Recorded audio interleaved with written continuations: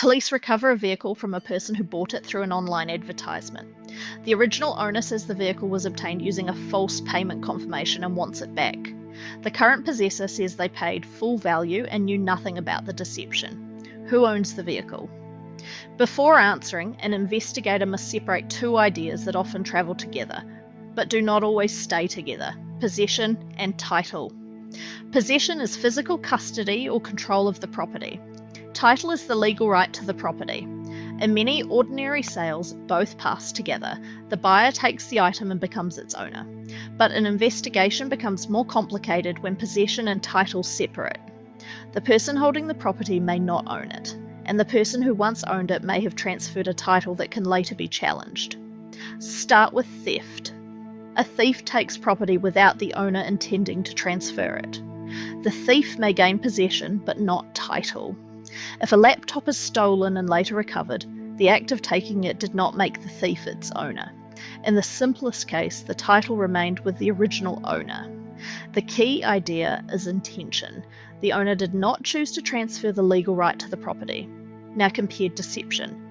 Character A advertises a vehicle for sale.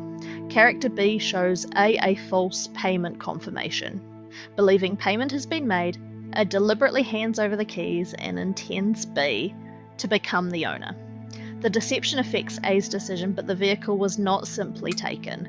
On these assumed facts, possession and title pass to B. The title is defective because it was procured by deception, but until it becomes void, it may matter greatly what B does next. The starting rule is that a buyer acquires no better title than the seller had. A person with possession only normally cannot pass ownership, but Section 151 of the Contract and Commercial Law Act 2017 addresses a seller who has voidable title. If that title has not become void at the time of sale, a buyer can acquire good title where the buyer purchases in good faith and without notice of the defect. 3 questions therefore control the next step. What title did B have? Had it become void before the sale? And did C buy in good faith without notice? First outcome. Assume B sells the vehicle to C before B's voidable title has become void.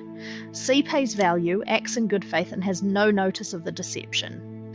On those assumed facts, Section 151 provides that C acquires good title. Once the vehicle is recovered, the earlier deception does not by itself establish that A remains entitled to it. Investigators must preserve the evidence of the original transaction and the later sale, and obtain legal guidance before any release decision. Second outcome. Now assume A takes legally effective action and B's voidable title becomes void before B sells to C. At the time of that later sale, B no longer has title to pass. C may still obtain possession, but Section 151 does not protect the purchase on these assumed facts because B's title had already become void. C may also be a victim of B's conduct.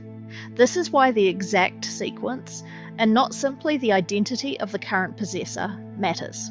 For investigators, title is an evidence problem before it is a property release answer.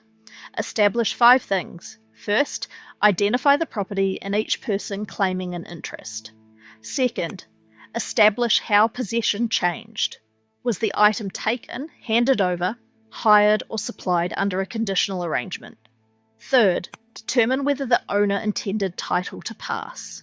Fourth, document every later transfer, including its date, value, the buyer's knowledge, and the information available to that buyer. Fifth, establish what action was taken to avoid the transaction, when it occurred, how it was communicated, and whether it was legally effective.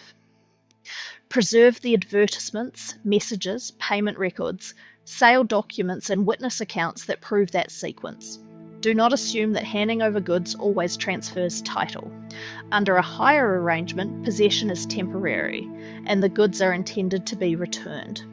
Under a hire purchase arrangement, the agreement may provide that title remains with the vendor until the required payments are completed. The contract and the parties' intention matter.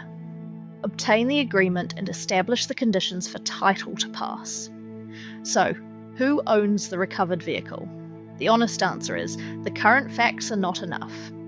Find out whether A intended title to pass to B, whether B's title had become void before the sale to C, and whether C bought in good faith without notice of the defect. Possession tells you who has the property. The transaction history tells you who may have title. Pause, build the timeline, preserve the evidence, and obtain appropriate legal guidance before the property is released.